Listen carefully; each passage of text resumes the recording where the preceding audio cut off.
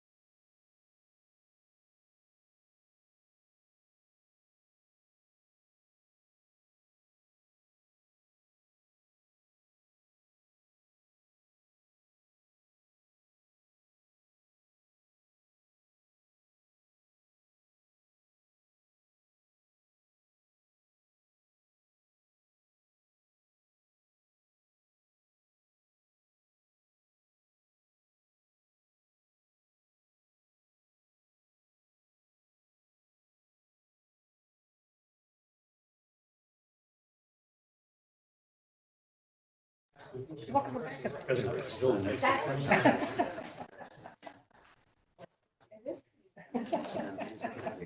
You lifted it, I saw the back.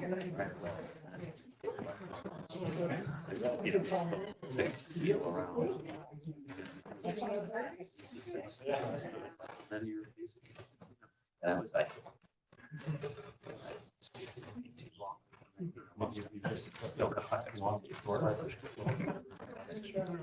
What's going on? I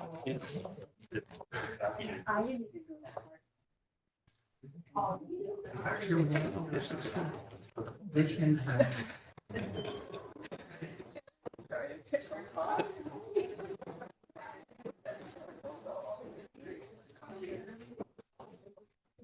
Whenever you're ready, Richard. Yes. I'd like to call to order the March 12th, 2024 regular meeting. I'd like to introduce the board. We have a regular member, Steve Bishcup, at the end. Bill Piggott, who's a regular member. Dennis Crow, who's a regular member. My name's Rich Gilbert. I'm a regular member of the chairman. We have John Zier, who's a regular member, and we have Stella, who's an alternate. I'd like to remind all the applicants that 4 votes are needed for an application to be approved, which is a supermajority. Any and all items used are exhibits and will be retained in the town file. After the applicant presentation is made, the board will ask questions we may have, and then the audience may ask questions if they have any. After the discussion, we'll ask for anyone to speak in favor of or against the application. Any presenters or audience members speaking are asked to give their full name and address the first time they speak, and then just their name on subsequent times. Once the application has been heard, we will close the public portion of the hearing and we'll go into deliberations. And at that time, no additional testimony to or from the audience or from the applicant can be taken. And then usually when we're finished, we'll take a motion right after our deliberations.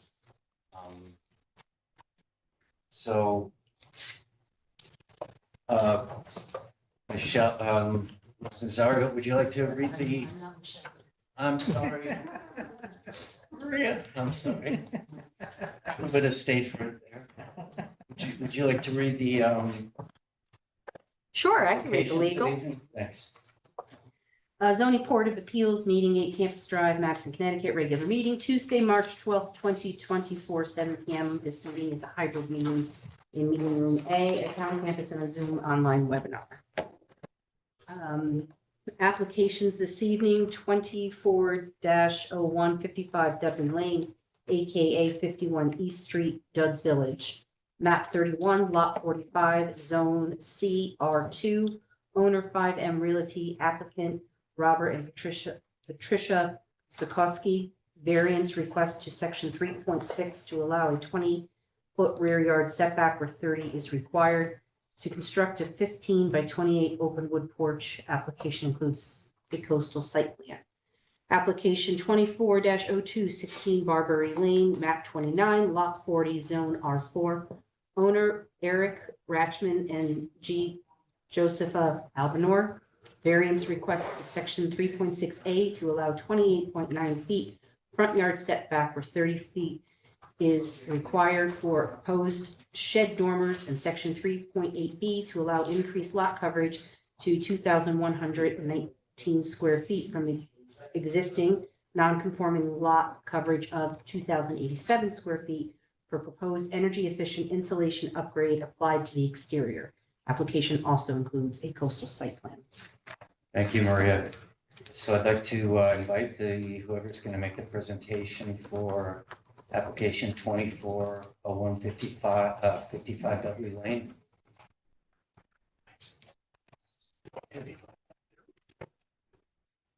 Good evening, gentlemen and ladies.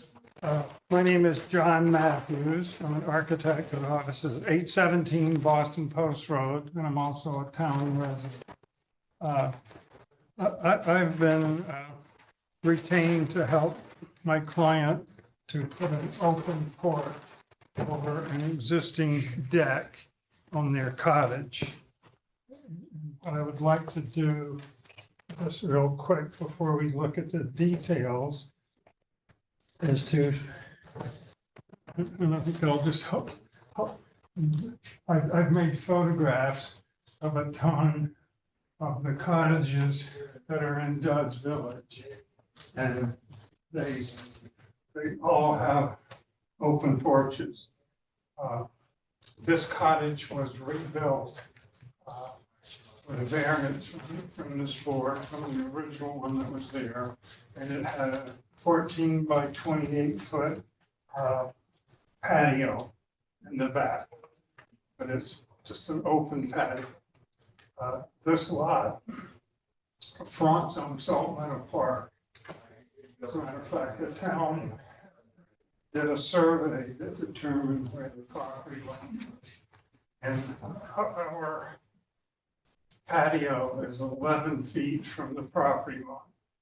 So we want to put in 4 posts at the edge of the patio and put a roof coming out from the building to have a covered patio effectively. Their buildings down on the same property line. They're as close as 5 or 6 feet to the property line, actual buildings, not just porches. So we feel that what we're proposing, this is a view of the side of the house. And you can see to the right, Salt Meadow Park. And in Salt Meadow Park, there's a trail, but it's 30 feet from the property. So again, this is the back of the house. Here's the patio. And here's a view from the patio. And you can see how the neighbors' houses and structures come up right up to the property line. So we feel in terms of the neighborhood that this is not something new here. Here's a shot of a house that has an open porch on the side. You can see it's about 6 feet off the driveway.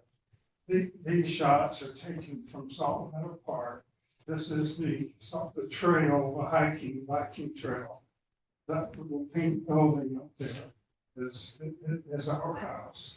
There's a closer up view.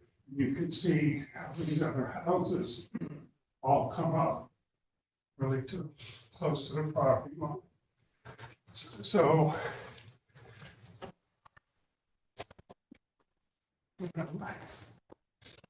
when this house was rebuilt, like 8 or 9 years ago, They put in these pier footings, and then that was the house that was built. And then that was the patio they put in. So what we're looking to do is to put a post down up against the side of the house, and then post at the end of the patio.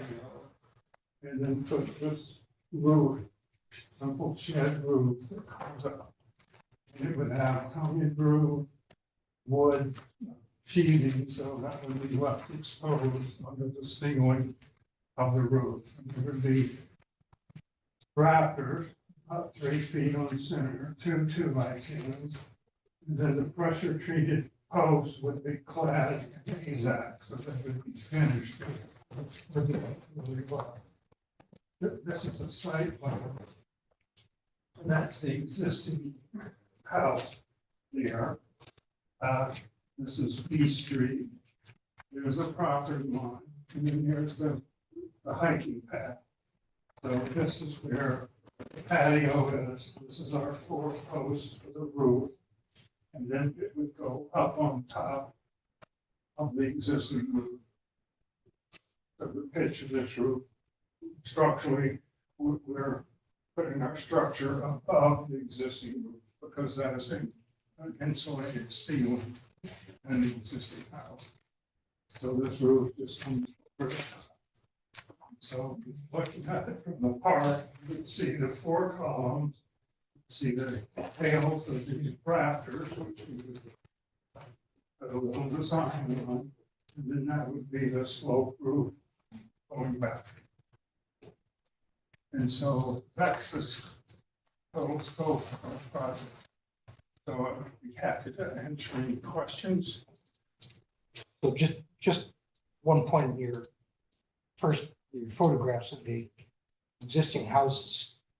You did say you took pictures of many houses and they all had those porches. Just for clarification, you mean all of the pictures you took all had those covered Yes. areas, but there are houses without.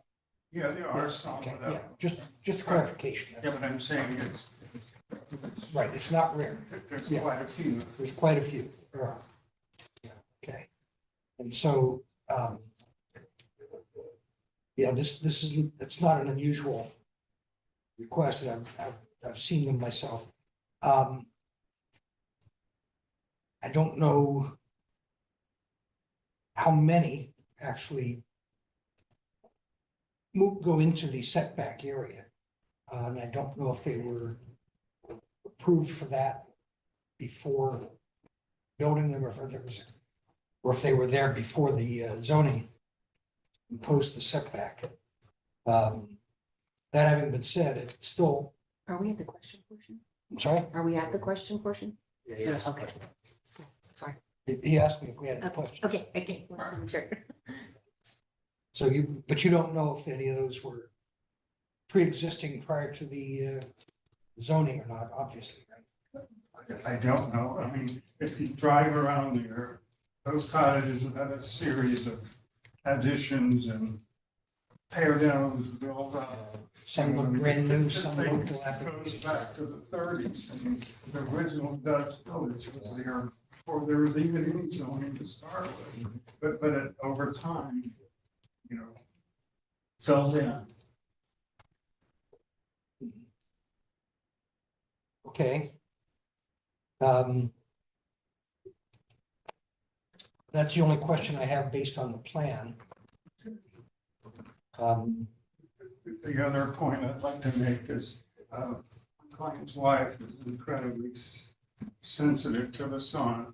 And right now, she can't really sit out on that back patio because it's sun just beats and. Okay, so that brings up the question of the application, Right. which would, you indicated in the application that there was a hardship for that.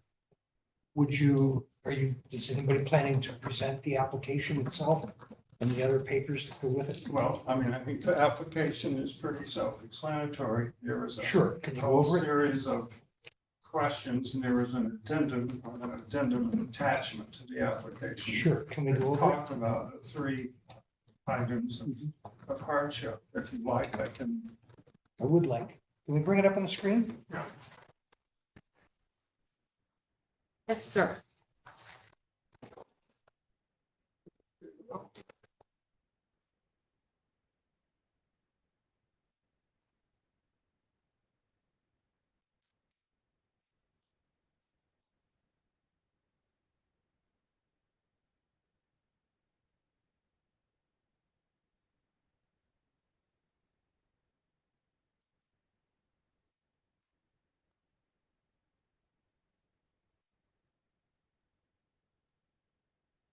Have it here someplace. I might also add that all of those photographs that I showed you were attached to the original, to the application. So I can, if you like, leave it as an exhibit. Okay, so it's on the screen. If you want. It's on the screen now. Okay, I can leave you an exhibit of those boards. Just It's already on. put in the file. Okay.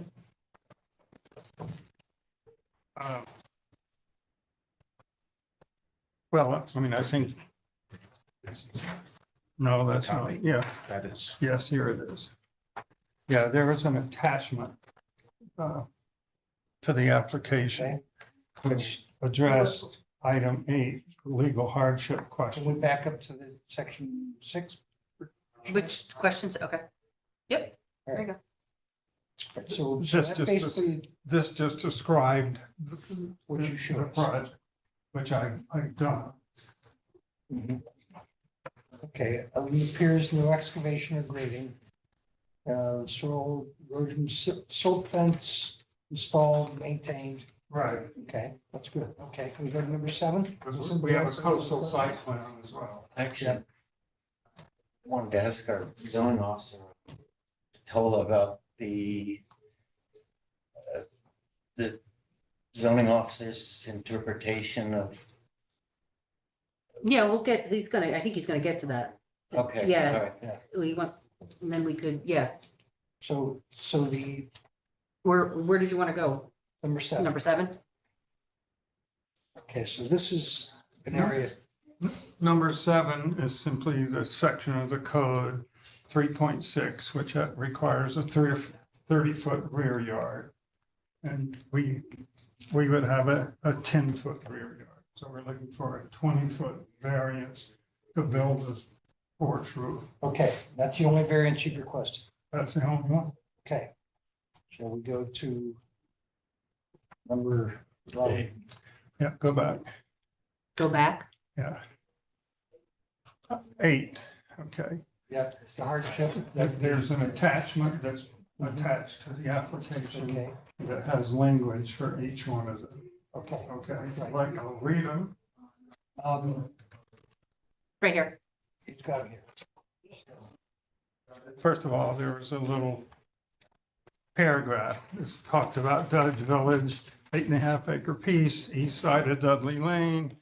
Has commercial uses, open space in Boston Code. It fronts on Salt Meadow Park to the east and DeSarbo's Village and Young's Village to the south. Many of the existing cottages in the 3 cottage complexes have open porches since they are mostly for summer occupancy. 51 East Street was built in 2009.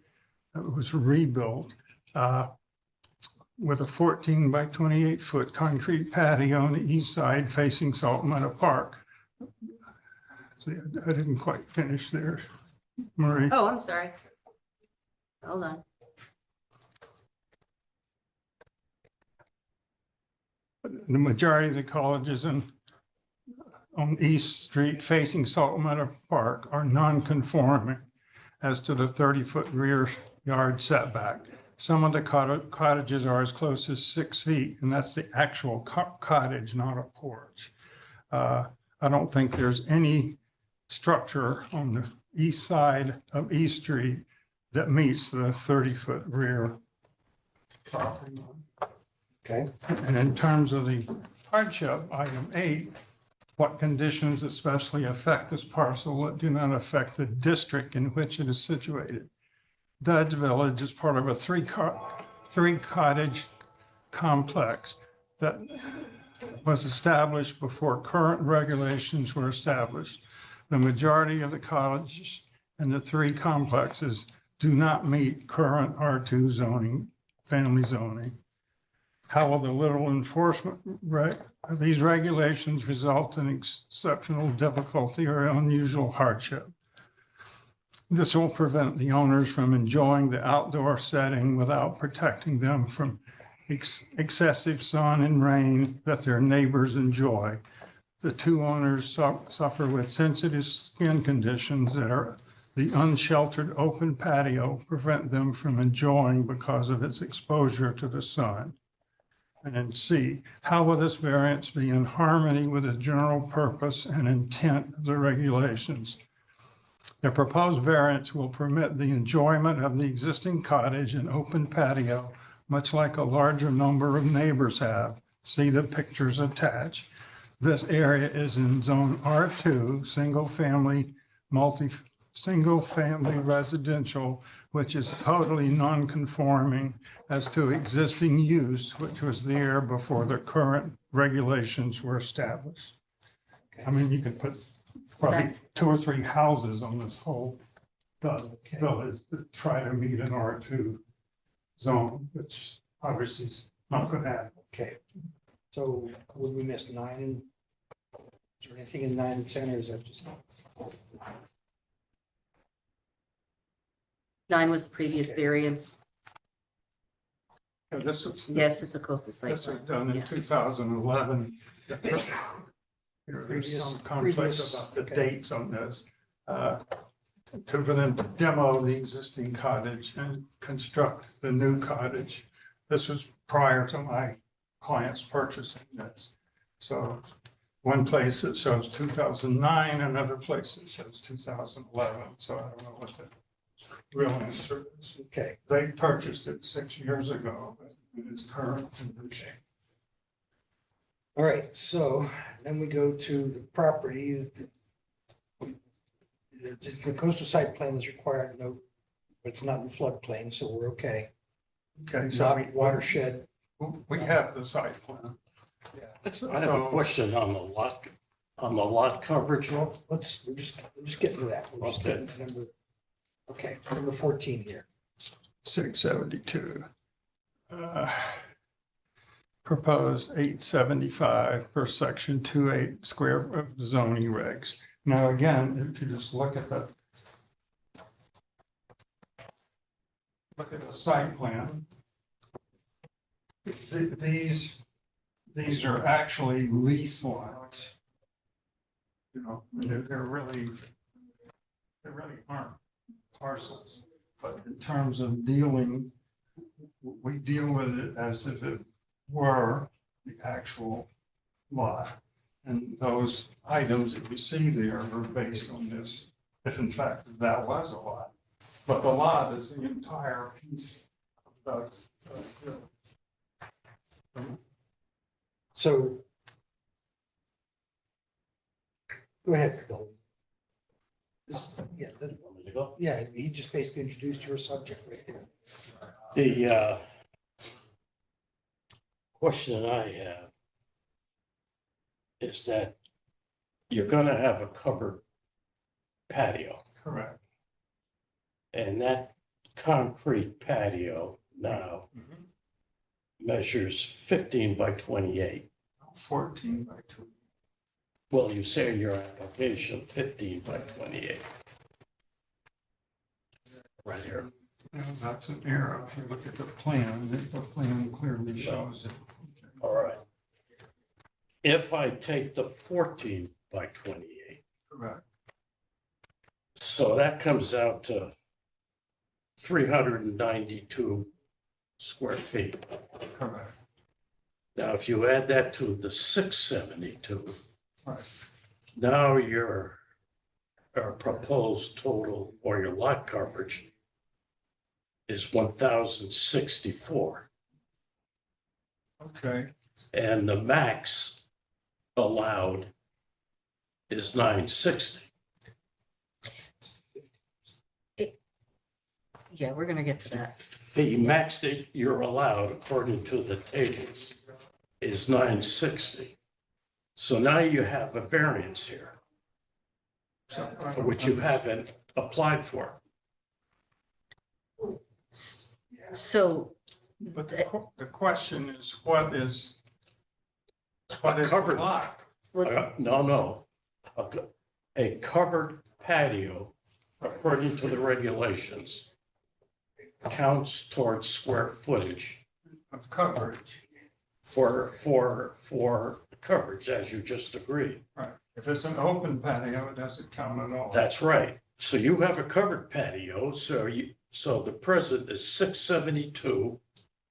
And your covered patio now is 392.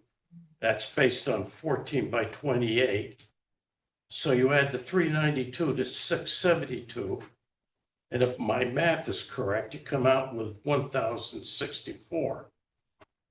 And the max that you're allowed is 960, according to the lot area, or the lot, according to the fourth 4850. And if you look at the table, well, I'm not sure you can go by the table in this instance because the whole property has different, it's one parcel, which is what he's saying, that this parcel isn't, it's not its own parcel. It's one parcel with multiple buildings. So I don't know if you can go by the table, but you're correct that there's an increase. He's going from 672 to, well, this says 875. But I don't know if you can go by the table specifically in this instance. well, then I guess, Yeah. the bottom line is, And I don't, has he exceeded the lot coverage with this new covered patio? Counts 50%. That's a lot of well, coverage or what? there's a discrepancy in whether it's a covered porch, which is 50%, or a roofed patio, which is 100% coverage. But I think what Bill is saying is that there's an increase in coverage that wasn't asked for. Right. But if we were to call this a covered porch. You'd have to count it as 50. I don't know how, it would be yes, 50%. it would be 50% coverage, but you'd still have to ask for. All right, so then what's the definition of a covered porch versus a patio? Now, my understanding, a patio is ground level, Right. Which it is and a today. porch, which So this is. a covered, So the covered patio counts as coverage. right, a porch is an outdoor area adjacent to a building or structure, typically with a raised platform with a fixed roof or a platform above, includes a roofed exterior landing. An open porch is a porch that is open air without screens or glassed-in openings. So it has a platform with a roof, a patio, outdoor surface concrete or brick, Yeah, but basically on the ground, a roofed patio with a fixed roof. That counts as full coverage. An open porch counts for 50% coverage. so who's to say you can't have a concrete floor and a porch? Yeah, you can. Well, by But that virtue counts. of the definition that she read, if it's a concrete patio and it's It's a covered, concrete patio now, but once we put a roof over it, if it's a covered it's patio, a roof porch. No, it's but no, it's a covered patio. it's a roof patio. There's, I But here's, respectfully disagree with Okay, that. but here's the other side of things, which I think both of you have alluded to. And that's the fact that the lot coverage is not determined by one property, one building on that Guts farm. It's all the buildings combined. And I don't know how to deal with that.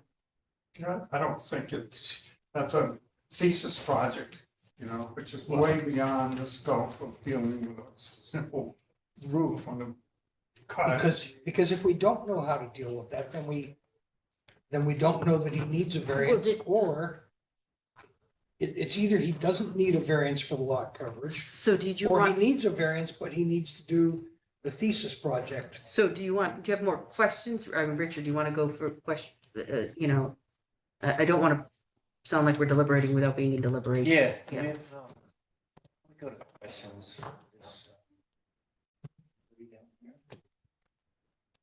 Just wondering if any of the neighbors have any comments on the proposed porch? Any of the neighbors have any comments on the proposed porch? Not that I'm aware of, but if you look at all those pictures, some have floors, some have patios. Combination. It's not consistent. All right, I took a look at it today. I can see the various additions that have been added to the various ones, but this seems like a fairly large structure. I mean, this Yeah. particular, well, it was built to meet building code stuff, where all those other cottages, none of them would pass any kind of building code if they had to. So nobody said, oh, he, But, and again, I wasn't involved when they tore this down and built it up. I was sort of under the impression that they rebuilt on the existing footprint of what was there before. But I don't know, there's no records around it. So did the letters go out to the neighbors? Yes, And you got no responses? Did we get any responses? No. No, Right. and there's nobody online. yeah, we had a sign, but we met all Okay, the requirements. it's on the sign. Does anyone on the board have any other questions before we ask the audience? Does anyone on the board have any additional questions before we? I got one more. Oh, sure. Marie, Mhm. on the application, where I based my opinion on, I based it on the 4,850 feet for the lot area. Now, you're saying that's, maybe it's not correct? Oh, you mean by the chart? I'm sorry. On the Oh, you went, application, but, yeah, okay. is that correct? That, Somebody, if that's the whole parcel, that's the whole, That's what they have leased from Dodd's Village. But they don't own that. so they own the 4,000, that's his portion. Is that what you're saying? It's a land. That's lease. a- Land lease, yeah. That's a land lease that he has with Dodd's Village.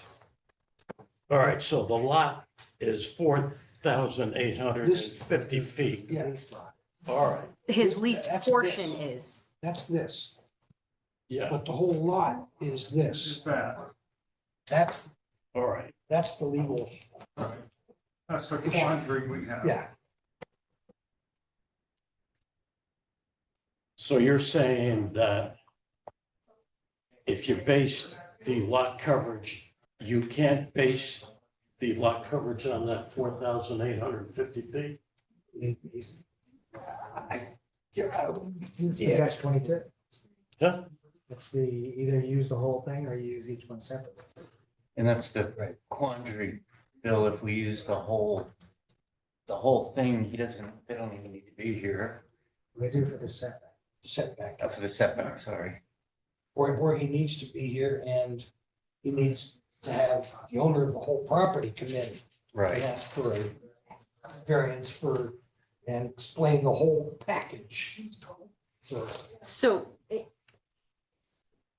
from experience in general, the whole lot itself is probably entirely over on coverage. By the time you take the lot and add up all the cottages on it. And the road too. Most people, depending if they're rebuilding, they'll build in the same footprint. Because that's allowed to do if they demo it and build it in the same footprint. This previous cottage did ask for an increase in coverage when they rebuilt, of 81 square feet. They demoed a shed on the property and added that into the rebuilding of the cottage in order to get an increase in coverage or last time.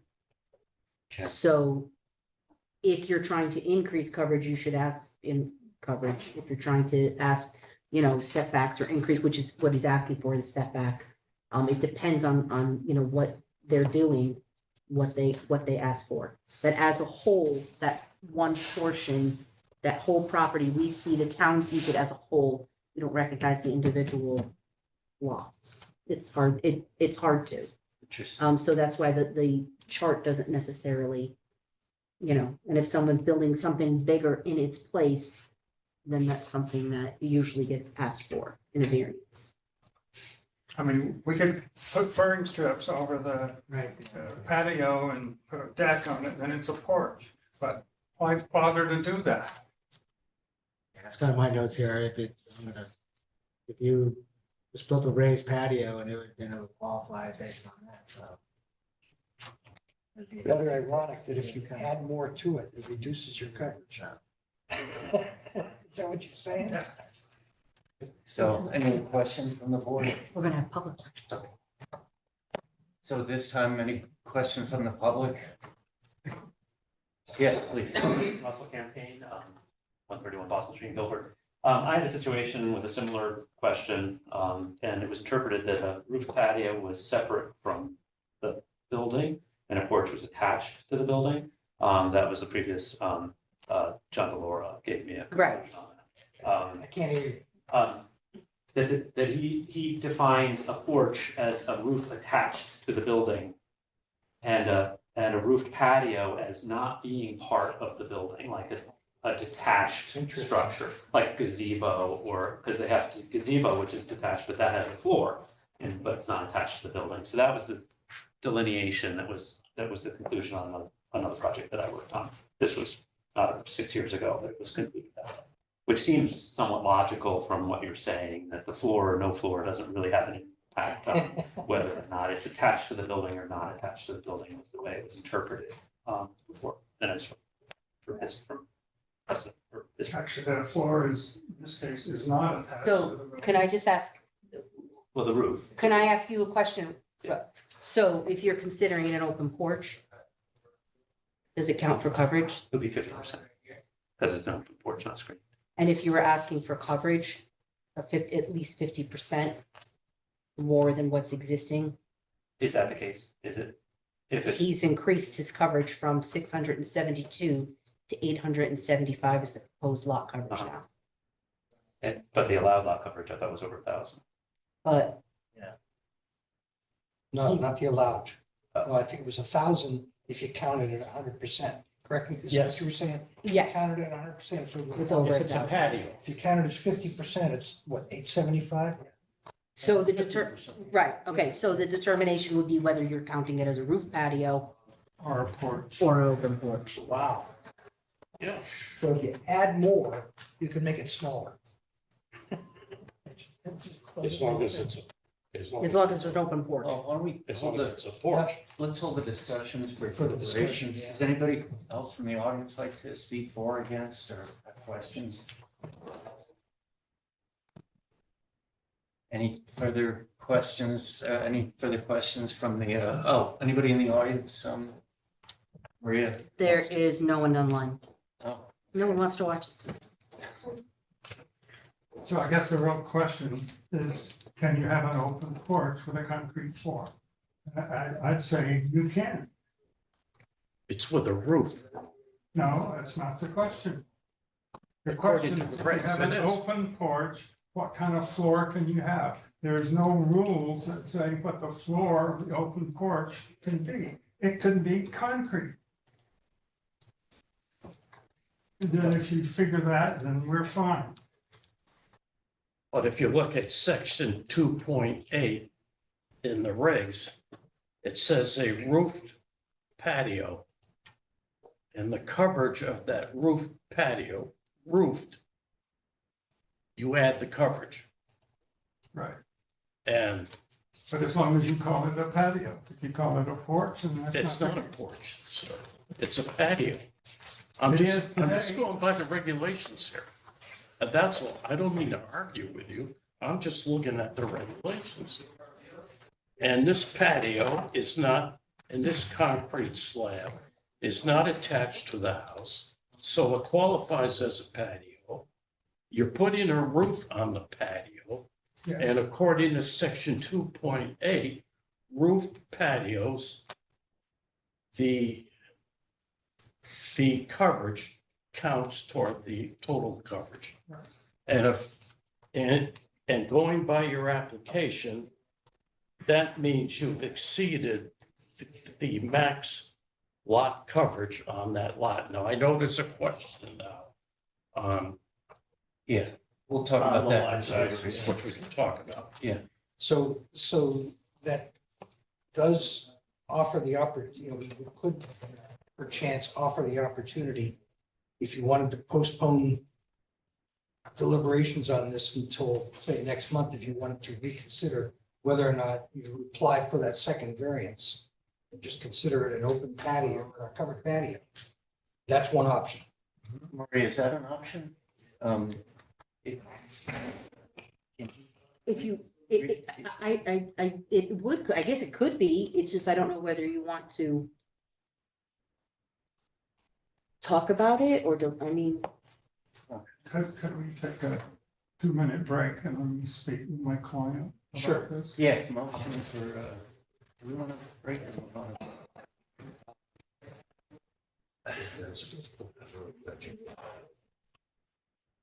So we'll just keep the meeting open. Yeah. Just, keep it. Let them come in and tell us if they want to reconsider it. Is everybody signing over there?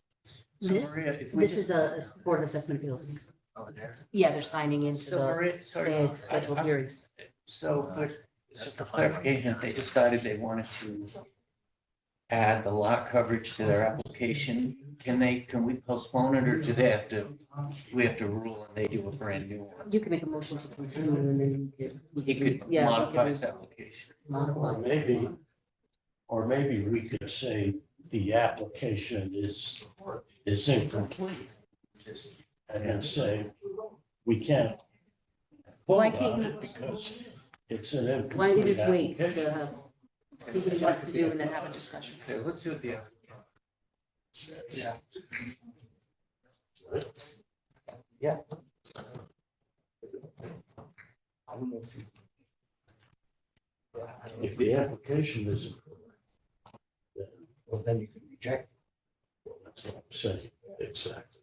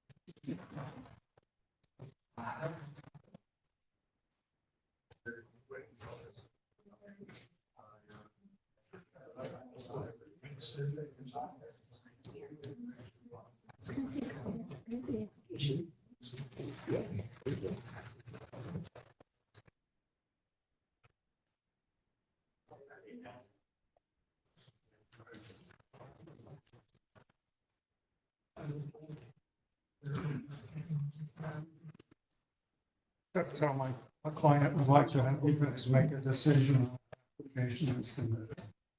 I'm sorry, what was that? I didn't, Like to have you make a decision on the application that's submitted, whether you approve it or disapprove it. or- okay. Any other final questions? Okay, I'd like to motion to move to deliberations.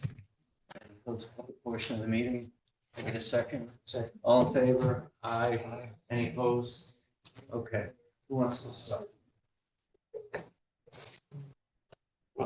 I'll start. Sure. Since I'm the one that brought up this thing about I think the application should include a request for the variance on the lot coverage. And by not seeing that in the present form of this application, I guess you could call the application incomplete. So my feeling would be I would not approve. Stephen? I think, there's two things to look at. One, I think we can say there's a lot of gray area here. And I don't think, as a board, we can make a decision on the gray area of what is considered lot coverage. I would with the application, and I would move to either approve the coverage or not. I'm sorry, you say would, I would move to just discuss the setback versus the grade. and I then mean, what? every time something comes up in this village, there's nothing in that village that has ever conformed. So, So are we really being really nitpicky, or can we really say, okay, there's a hardship here? Lot size is small, buildings are small. What's the difference between a patio and a porch? Raised is now a porch. So is the lot really the lot that's number 15, or is it really just this one little square area here? So I would, in my opinion, waive that part of the equation and just simply say we want to approve the setback. setback. So that would leave it to the zoning enforcement officer to make determinations as to whether or not they could build, And we have to, no? Yeah, whatever you. Whatever we Well, decide. if we granted just the variance that was applied for, Mhm. and said, well, you have a variance for that. But then does that grant them the ability to build with those other things undefined? Or does that go to? That's it's your decision. It's your decision. Personal, I mean, what, I can give you how I interpret it, but, it's your Yeah, decision. What do you I'm ask? asking is, Yeah. would that then bounce it back Yeah, into your no, court? it's, the variance would be granted. That variant, Yeah. one variance would be Mhm. granted.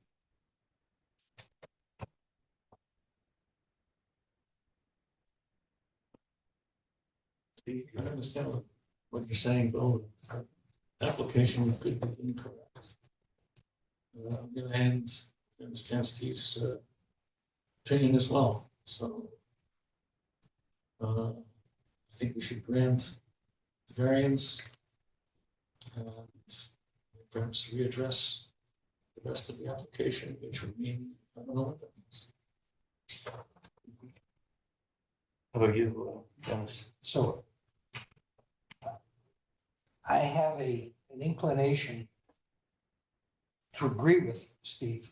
I'm just fearful we're kicking the can down the road on all of these additional changes that happen in the Dud's Farms, whatever these three complexes are.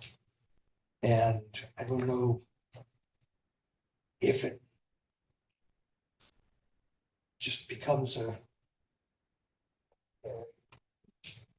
dense packed. It's still, it's always been a never ending story. There's nothing that's come in that is not 5 or 6 variants. And, it's just, I personally think part of our mission is not necessarily to go strictly by the rules, but to interpret what's right and wrong. I understand that. I'm just saying, I don't know if we're doing ourselves any favor by kicking the can down the road on the overall perspective of how we deal with Dudley. That's, village, Dudley Farm, whatever. It's unique. So I mean, I agree with the hardship idea. I agree with, I tend to agree with Bill that the application is incomplete, and we have an opinion from our zoning officer that the interpretation is that should count to coverage. That's not negating their hardship. It's just means the application is incomplete. That's all. I don't. So that's kind of where I am.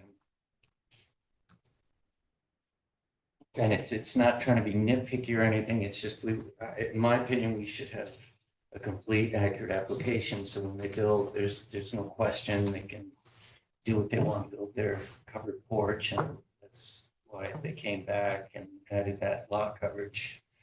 In the future, then we could revisit it again, but. Makes sense.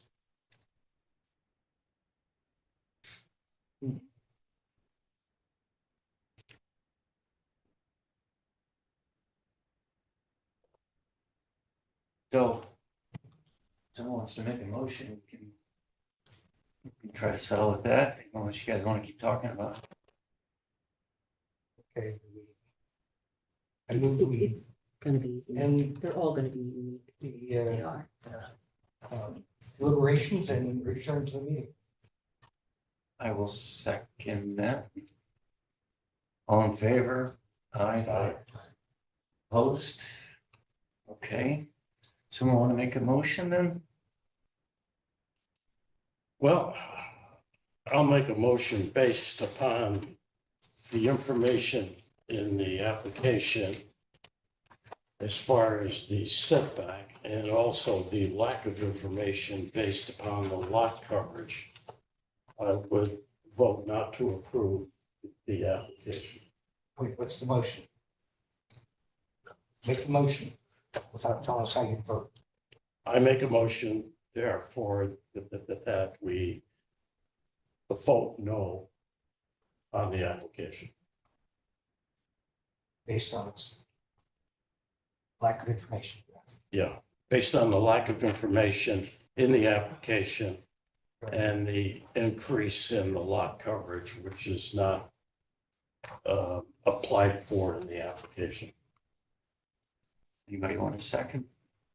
I'll second it. All in favor? Aye. Aye. Opposed?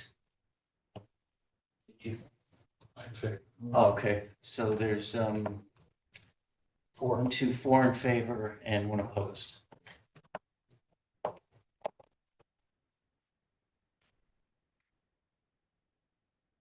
Thank you for your deliberation. Thank you. So I'd like to call who's going to present for application 240216 Barbary Lane. Good evening, I'm Russell Campaign. I'm with, Oh. yeah. We still have to deny, the site plan. You have to prove or deny the site plan. Oh, sorry. Yeah, just, you just make a motion to, Even though we didn't have the, okay, But without prejudice. yeah, without prejudice. like, continue. So, You have to act on our coastal site plan. Yes, yeah, he's gonna, right now. you want to bring it up on the, No, I'd like to make a motion and based on the denial of the application, we're going to deny the coastal site plan without prejudice. Hold on a second. Second. All in favor? Aye. All opposed? So that was unanimous. Yes, yeah. Thank you. Thank you. all right, Russ. I'm sorry, Mr. Campaign. Yes. Yeah. we'd like to- That's fine. So Russell Campaign with CK Architect, 131 Boston Street, I'm here with Josefa, the applicant, and I think Eric was. Okay, so Eric Rashman is not in attendance. He's here, he's Oh, here. he's here, good, all right. So, we've been working, to, do an extensive renovation and upgrade to the existing, property at 16 Barbary Lane, which was, built in 1954. And we're asking for, very small variances associated with our proposed work. The first is associated with the front setback. If we could bring up the, drawings, that would be site plan first. Second. Site. plan.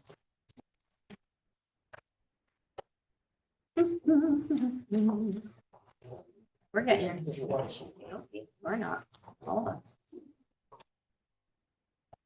So one of the peculiarities of this that the code actually defined in the last major update was a garrison colonial, which had a cantilevered second floor. It's a typical sort of early detail where the second floor is closer to the road than the first floor. That was defined and actually this house is built that way, was defined in the new codes. It used to be that it was measured to the face of the building, and now that extra cantilever is counting toward the front setback in the way it was defined in 2012. But the house predates zoning, so it is a pre-existing non-conforming situation. Actually, if you could go to my site plan, that would be good. It's the second page. So the existing footprint is not changing. We are proposing two sort of raised terraces sort of on these front sides, but they're lower than 18, so they don't count toward any of the setbacks. And we do have some pergolas that are open, count toward setback as well. The front does count toward open porch setback, which we're meeting. So the only place that we're looking and having a variance associated is a 1.1 foot setback that's associated with the front setback. So the existing cantilever on the second floor is 28.9 feet from the road. It has a very low eave spring height, so the windows are down low on that second floor and there's not headroom along that front side. So we're proposing to, just where we have windows, kick up the dormer about 18 inches in those locations. If you could go to the dormers, that would be helpful. I think it's like the 5th page. So here you can see the side. So the existing roof line comes down at this angle, and that has, in the second floor, doesn't have room for a normal height window in those fronts. And so we are proposing to, just at the dormer locations, kick that roof up. And since we're making that roof eave a little higher within that non-conforming front setback, we're before you in order to receive a variance. Now, I think it's a practical hardship associated, because structurally, because that's cantilevered, it's difficult for us to have the dormer set back on the roof and not have that load path go down to the existing cantilevered area where it is. And the other practical hardship is that those windows are down low and can't be sized to have an egress size window. We're doing enough work in this existing house to require us to meet those new code requirements. So that's the first variance associated with the front setback. The second variance is associated, we're doing a high enough renovation that we're in a category 3 level of renovation in the building code. And that, under the new energy code, requires us to meet the current energy code requirements. Now, the house is constructed in 54, so it's 2x4 construction. We can't physically get enough insulation into the walls to meet the code requirements now. So we really can either put it inside and fur out all the walls, or we can put it outside. And outside allows us to put continuous insulation around, so it must have much higher R values. It's not all the bridging of the studs that you have. So it's a much better, just like a jacket solution. And yet, the way that the definitions are, that extra 2 inches of foam that we're putting to the outside is counting towards our lot coverage. And so there's 32 extra square feet. That's just the perimeter of taking the finishes out that 2 inches to accommodate that exterior insulation. And that is incorporated into our front setback request as well. That 2 inches is accommodated within what we've asked for. So again, this is, I think, a practical hardship associated with meeting building code, which has recently evolved. It was last October that this new energy code was put in place. And I think you'll be seeing more of these because it's the correct thing to do as far as correcting these old homes that don't have the ability to fit the insulation in their existing walls. I will also say that many jurisdictions, Guilford being one of them, has actually accommodated this as a building feature, an architectural feature. So you're up to 6 inches of exterior foam is allowed by right to accommodate this, because so many requests for variance were coming in. So I don't know if you have any other particular questions, but I think we have a pre-existing nonconformity. These are practical difficulties that are looking, and really the requests are de minimis. They're not really requesting anything that's going to increase the usability or really in any practical way. I think that you can also address this, that we're not increasing livable area as far as the living space. We're compliant with regard to floor area anyway. So we're within the ranges there. We're not having to seek any variances associated with it. So it's not really something that is being leveraged in a way that I think is not just the minimum necessary to alleviate the hardships that we're facing associated with the existing building, and that it predates zoning. Okay. Campaign, while you're reviewing, would you mind reviewing the coastal site plan? Sure. Yeah, well, do we close and start again, or do we? Before we do that, Yeah. can we go through the application? Yeah. And just, you know, Yep, step through it? absolutely. I promise not to be. I got a hammer. Yeah, we just got a gavel now, watch out.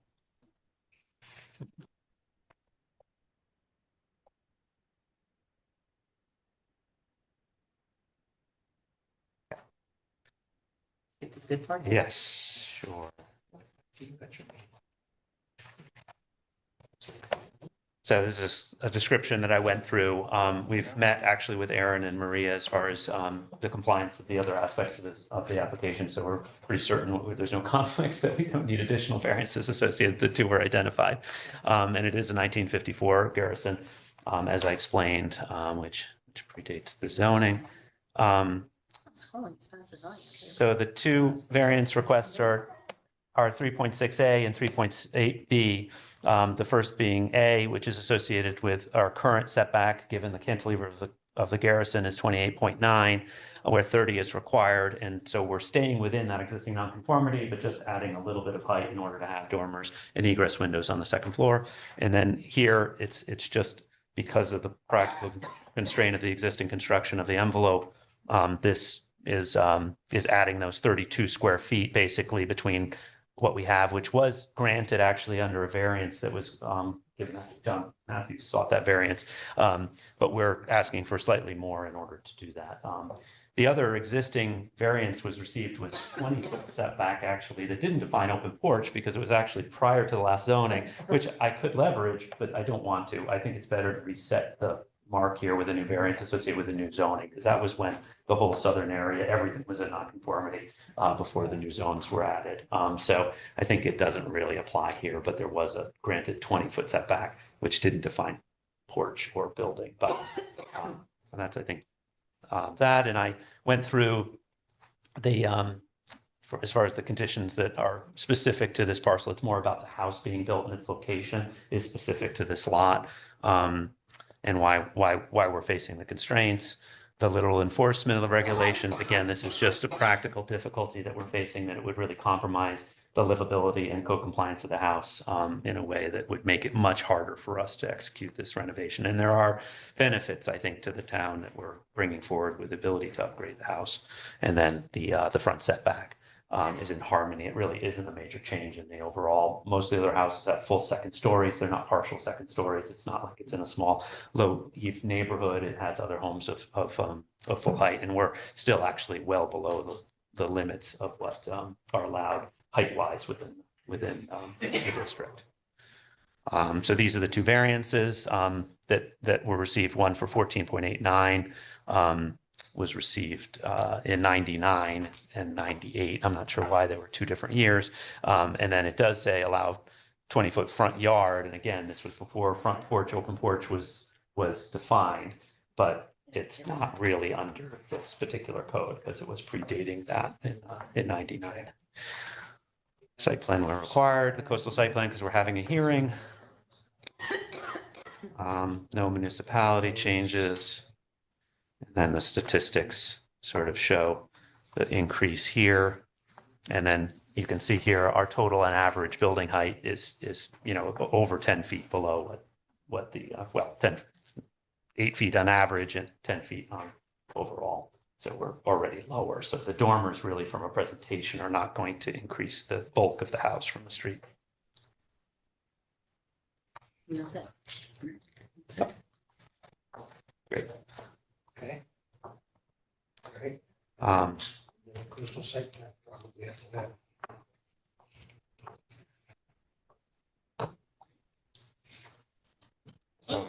So for the coastal site plan, we received a DEP review letter today, this afternoon. I'm not sure if you saw that, but basically they said we're not increasing any lot coverage or impervious surface. So it was pretty minimal. I mean, we are going to put in the patio areas and landscape features. We're going to do utilities to the pole for underground, and we're going to move a septic tank in order to meet our 5-foot setback off of our rear terrace area.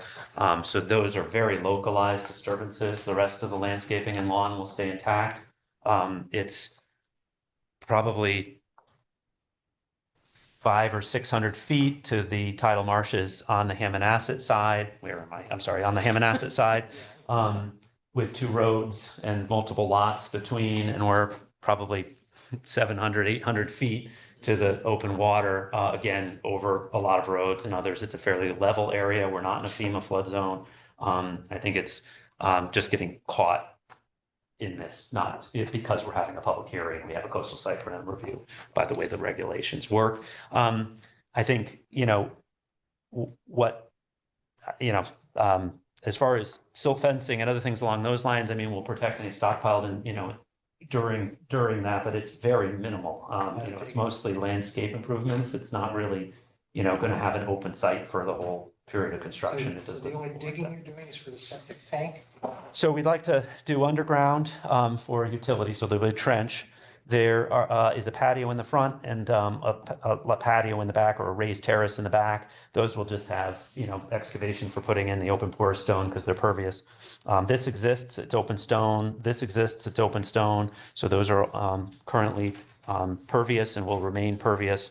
And then it's just landscape and little bedding and some landscape improvements. And the septic tank, which exists in this location right here, is going to get moved over to here. So, and sort of upgraded. The field is in good operating order and is not going to get replaced and is adequate for the size of the building. So it's just the tank move. So it's just. Yep. So I think it's really a pretty minimal and fairly easy for us to control the site. We have an existing drive for a track pad. It's an existing gravel driveway, so that will be our site access. Are there any particular questions? I didn't get an engineer involved because it didn't seem like it rose to that level that we needed. Any other questions? On the underground services Mhm. mentioned in the coastal site plan, was that part where you were talking about underground utilities? Yeah, just from the pole that's on our property right here, it's going to be an underground trenching to remove the overhead. We likely will actually capture a couple of our roof leader areas and put a dry well in as well. We aren't increasing our impervious surface, but I think we kind of want to hold that option just from there's some patio areas and some other things that probably that'll be the easiest approach. But again, I'd like to keep the option of the scope of that to our, so we'll, if anything, be reducing the amount of impervious coverage with subsurface. But right now, the drainage, basically, there's a stone area over here, and the roof drainage comes off into the yard in these areas. And that, again, we're not increasing any roof area in our application. So. Do you have anything? Sure. I guess I just asked a question I'd like to ask most applicants. So say your variance wasn't granted, how would that affect your ability to do what you want to do here? Well, first with the setback variance, we would have to work within the headroom constraints that we have on that second floor and, have lower windows and sort of work through where our egress in those locations would be for sizing a window that would be appropriate. So I think, it would probably, the solution would not be as good as what we're able to accomplish with the small dormers that we're proposing.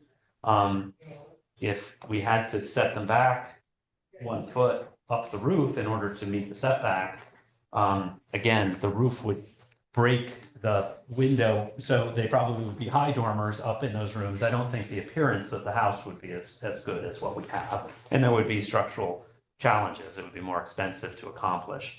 As far as the insulation, I think we'd have to, infill basically all of the exterior walls. We'd have to fur in everything all the way around the whole interior of the house, which is obviously a lot of work and a lot of loss of usable space and would have impacts on doors and where things resolve so that we wouldn't be able to have the same flow as what we have in the design, where we're able to keep the wall thickness, the structural thickness the same and not have to come inboard.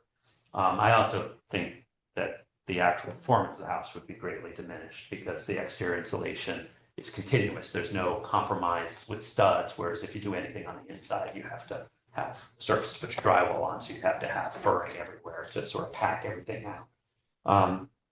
So that's the sort of results would be that it would really diminish the efficiency of the building, and I think compromise its usability in a way with, I think, when weighed against the small request for what impact it would have on the exterior, I think the conclusion is that it's a practical hardship being solved, and the request is very minimal from what we're asking for as relief. Okay. That's all I have. Dennis, do you have anything? Bill? Steve? Anybody online for you? Just Eric, I allowed him to talk, but Yeah. Anybody else from the? Oh, not everybody at once? Ma'am, would you like? You're okay, all right. So any other final questions, comments? I move that we go into deliberations. I second that. Second. All in favor? Aye. Opposed? Who wants to start? Steve? I mean, I don't see, it's kind of like proving what they're doing is consistent with the neighborhood. I think being penalized for adding installation shouldn't be a penalty. And I'm in favor. I would be in favor of it also. I think you might be able to say that this is an intensification of the use. They say, Zach's case, Because of adding, well, Zach's case says intensification of use, a non-conforming may be intensified if the current use remains consistent with the original Right. use. and the intensification is getting a little more usable space up there Yeah. where the dormers are. Well, not only that, the problem is that the town requires more insulation. I'm sorry? Town requires R, whatever it is. 64 Yeah. whatever. But he's saying that the intensification is really the increased use of space in the, where the dormers are. Yeah, and Which you is can also, and you can also say that this is kind of an unusual hardship because he has to meet structural requirements Yeah. that are now pertaining to the town building codes. Yeah. So there's two things that that are were in favor of opposed. it. I agree. I think he's demonstrated hardship for both variances and I agree with you. Yeah, I agree with everything's being said here and I support the variances. Yeah, and I agree with what the commissioner said as well. I'll move that we end the deliberations and move back to the meeting. Second. All in favor? Uh, So I'd like to make a motion then to grant for application 2402 to grant a variance to 3.6A to allow 28.9 front yard setback, and for section 3.8B, increase the lot coverage to 2,119 square feet. And as a hardship, we're going to cite that the property was existing, it's pre-existing pre-existing nonconformities, and the changes are in harmony with the neighborhood. And we also find that the coastal site plan is consistent with the goals and policies of the Coastal Management Act. Mouthful. Can I get a second? I'll second. All in favor? Aye. Any opposed? Okay. Congratulations. Regarding that community that's shared land ownership, you Yeah. might want to look, Guilford has Leeds Island, which is a common ownership. And everything there is done through a special exemption, which doesn't have a hardship requirement. So they have language, Aaron would be familiar with it, that actually is written up to categorize that as a special The permit. zoning laws The have. zoning laws doesn't ask for variance, it asks for special exemption, well, special permit in Guilford, special exemption here, but that gives a lot more flexibility, That would. and you wouldn't see them, the planning and zoning would see them. Right. Biggest benefit. Hang on. Yeah. Coastal site plan. We approved it. Did- oh, That's part of my motion. He presented it all and we oh, you motioned did it the all. same Yeah, motion. we did. Okay. Okay. My bad. Oh, I missed geez. out. Good, thank you. And I voted for it. I didn't know what. Can I get a motion to, I'd like to put a motion to approve the January 9th, 2024 meeting minutes. I'll move, so move. All in favor? Aye. Need a Oh, second. sorry. Second. Oh, second. All in favor? Wait, don't yet, don't close the meeting yet. I won't. Any opposed? Okay, that's unanimous for whoever's Minutes. taking minutes. Sorry. Go ahead, Maria. When we started the meeting, we whistled past the election of officers. Do you want to do that now? Yeah, we can do that first. Yeah. I thought we Yeah, I thought we did. did the that. chair, we need a vice chair, because Oh, that's Jason right. resigned, Jason's gone. Yeah. so. Any volunteers? Steve, John, All right, if you want me to do it, I'll do it. all right, So wait, was that, I'd like to nominate. was that a I'd motion? like What was that? I'd like to nominate I don't know if it was a for motion. vice chair. I will second that motion. All in favor? Opposed? Bill's. Congratulations, Bill. Don't you be vacant at any meeting.